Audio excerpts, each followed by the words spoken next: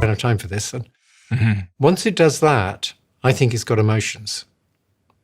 Now, like I say, emotions have two aspects to them. There's the cognitive aspect and the behavioral aspect, and then there's a physiological aspect. And those go together with us. And if the AI agent gets embarrassed, it won't go red. Yeah. So there's no physiological... And its skin won't start sweating. Yeah. But it might have all the same behavior. And in that case, I'd say, yeah, it's having emotion. It's got an emotion. So it's going to have the same sort of cognitive thought, and then it's going to act upon that cognitive thought. In the same way, but without the physiological responses. And does that matter? That it doesn't go red in the face and it's just a different... I mean, that's a response to the... It makes it somewhat different from us. Yeah. For some things, the physiological aspects are very important, like love. They're a long way from having love the same way we do. But I don't see why they shouldn't have emotions.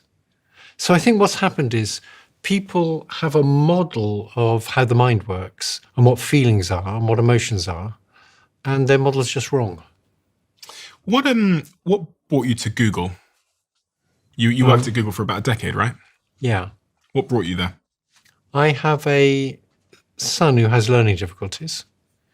And in order to be sure he would never be out on the street, I needed to get several $1 million. And I wasn't going to get that as an academic. I tried. So I taught a Coursera course in the hope that I'd make lots of money that way, but there was no money in that. So I figured out, well, the only way to get millions of dollars is to sell myself to a big company. And so when I was 65, fortunately for me, I had two brilliant students who produced something called AlexNet, which was a neural net that was very good at recognizing objects and images. And so Ilya and Alex and I set up a little company and auctioned it. And we actually set up an auction where we had a number of big companies bidding for us. And that company was called AlexNet? No, the network that recognized objects was called AlexNet. The company was called DNN Research, Deep Neural Network Research. And it was doing things like this. I'll put this graph up on the screen. That's AlexNet. This picture shows 8 images, and AlexNet's ability, which is your company's ability, to spot what was in those images. Yeah. So it could tell the difference between various kinds of mushroom. And about 12% of ImageNet is dogs. And to be good at ImageNet, you have to tell the difference between very similar kinds of dog. And we've got to be very good at that. And your company, AlexNet, won several awards, I believe, for its ability to outperform its competitors. And so Google ultimately ended up acquiring your technology. Google acquired that technology and some other technology. And you went to work at Google at age, 66?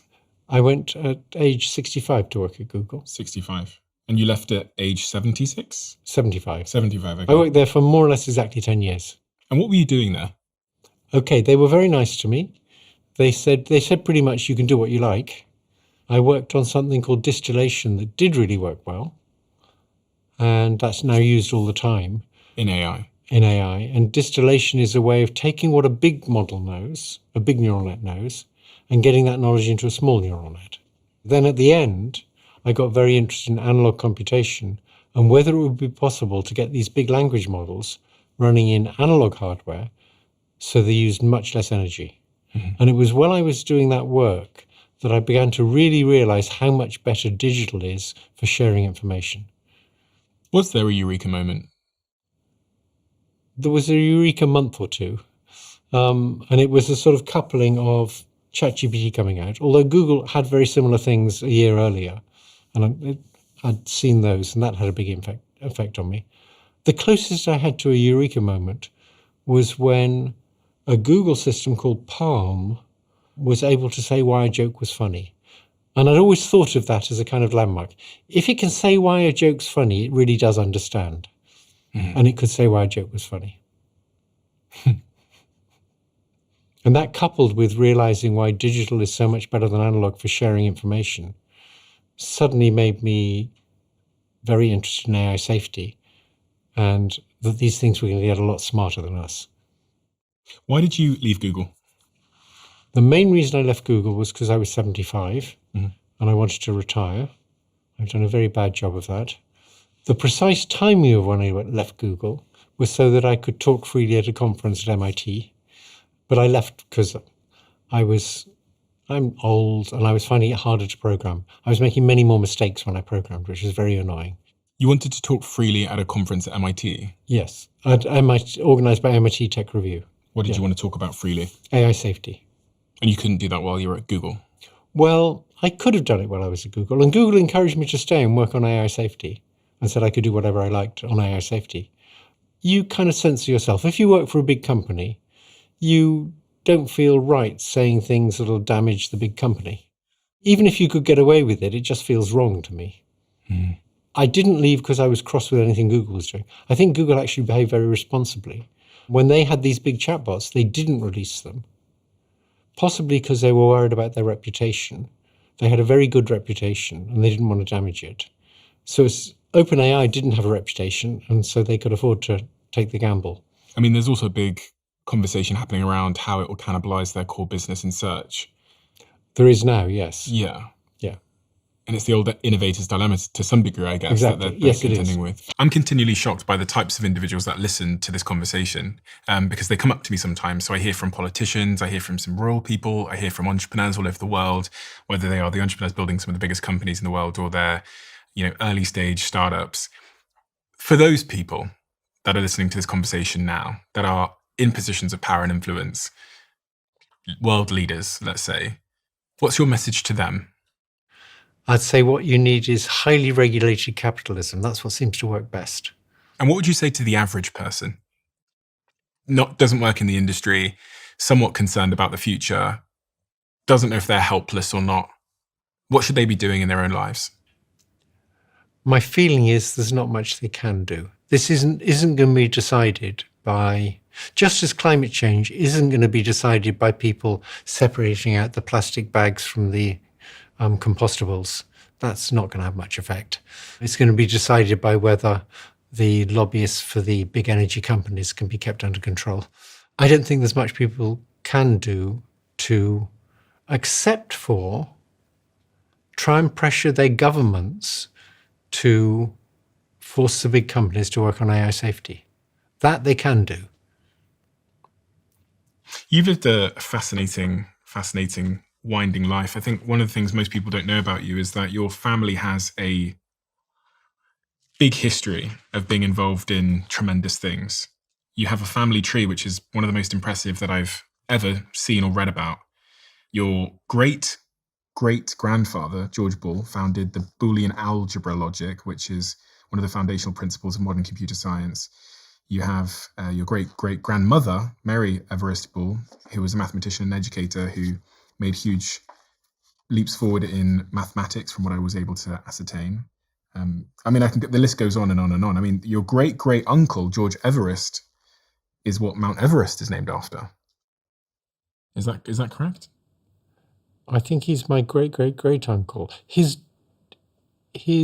niece married George Bull.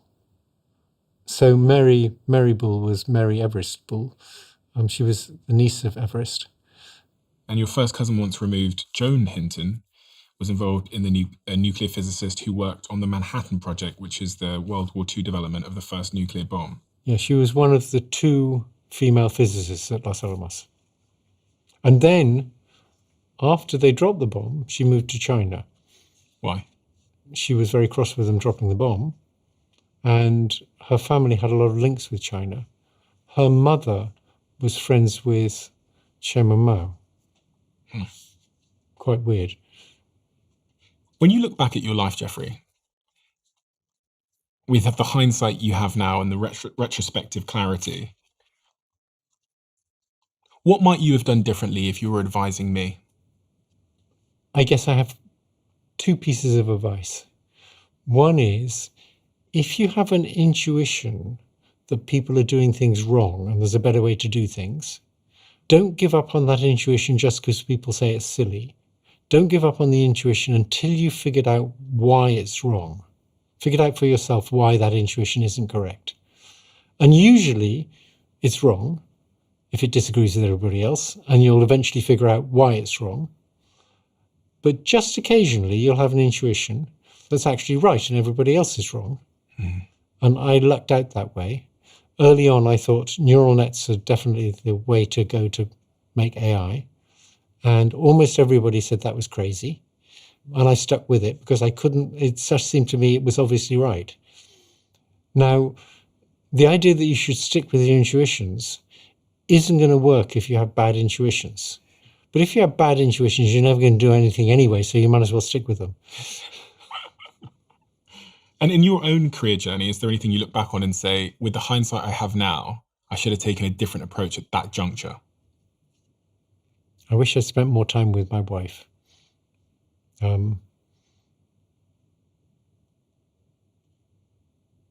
with my children when they were little. I was kind of obsessed with work. Your wife passed away? Yeah. From ovarian cancer? No, that was another wife. Okay. I had 2 wives die of cancer. Oh, really? Sorry. The first one died of ovarian cancer and the second one died of pancreatic cancer. And you wish you'd spent more time with her? With the second wife, yeah, who was a wonderful person. Why do you say that in your 70s? What is it that you've figured out that I might not know yet? Oh, just because she's gone and I can't spend more time with her now. Mm-hmm. But you didn't know that at the time. At the time, you think, I mean, it was likely I would die before her just because she was a woman and I was a man. I just didn't spend enough time when I could. I think I inquire there because I think there's many of us that are so consumed with what we're doing professionally that we kind of assume immortality with our partners because they've always been there. So we, yeah. I mean, but she was very supportive of me spending a lot of time working. And why do you say your children as well? What's the Well, I didn't spend enough time with them when they were little. And you regret that now? Yeah.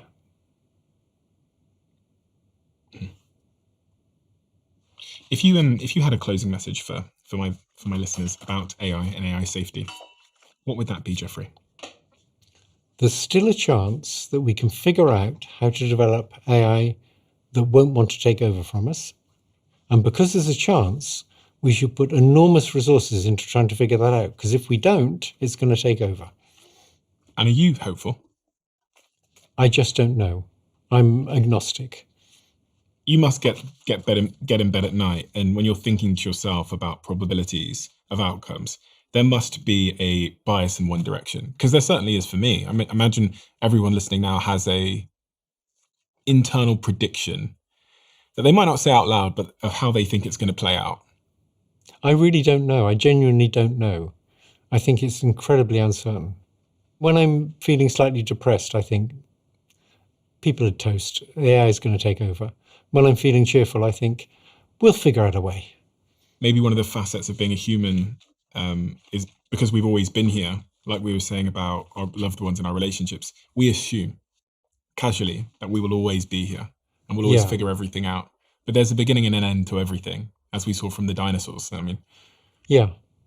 And we have to face the possibility that unless we do something soon, we're near the end.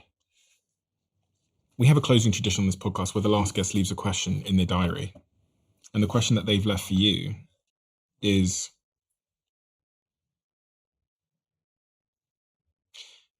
with everything that you see ahead of us, what is the biggest threat you see to human happiness? I think the joblessness is a fairly urgent short-term threat to human happiness. I think if you make lots and lots of people unemployed, even if they get universal basic income, they're not going to be happy. Because they need purpose. Because they need purpose, yes. And struggle. They need to feel they're contributing something, they're useful. And do you think that outcome, that there's going to be huge job displacement, is more probable than not? Yes, I do. And what sort of that one I think is definitely more probable than not. If I worked in a call centre, I'd be terrified. And what's the time frame for that in terms of mass job I think it's beginning to happen already. I read an article in The Atlantic recently that said it's already getting hard for university graduates to get jobs. And part of that may be that people are already using AI for the jobs they would have. God. I spoke to the CEO of a major company that everyone will know of, lots of people use, and he said to me in DMs that they used to have just over 7,000 employees. He said by last year they were down to, I think, 5,000. He said right now they have 3,600. And he said by the end of summer, because of AI agents, they'll be down to 3,000. So it's happening already. Yes. He's halved his workforce because AI agents can now handle 80% of the customer service inquiries and other things. So it's happening already. Yeah. So urgent action is needed. Yep. I don't know what that urgent action is. That's a tricky one because that depends very much on the political system. And political systems are all going in the wrong direction at present. I mean, what do we need to do? Save up money? Like, do we save money? Do we move to another part of the world? I don't know. What would you tell your kids to do? They said, Dad, like, there's going to be loads of job displacement. Because I worked for Google for 10 years, they have enough money. Okay, fine. So they're not typical. What if they didn't have money? Trained to be a plumber. Really? Yeah. Geoffrey, thank you so much. You're the first Nobel Prize winner that I've ever had a conversation with, I think, in my life. So that's a tremendous honor. And you received that award for a lifetime of exceptional work in pushing the world forward in so many profound ways that will lead to great, and that have led to great advancements and things that matter so much to us. And now you've turned this season in your life to shining a light on some of your own work, but also on the broader risks of AI and how it might impact us adversely. And there's very few people that have worked inside the machine of a Google or a big tech company that have contributed to the field of AI that are now at the very forefront of warning us against the very thing that they worked upon. There are actually a surprising number of us now. They're not as public, and they're actually quite hard to get to have these kinds of conversations because many of them are still in that industry. So, someone who tries to contact these people often and invites them to have conversations, they often are a little bit hesitant to speak openly. So they speak privately, but they're less willing to openly because maybe they still have some sort of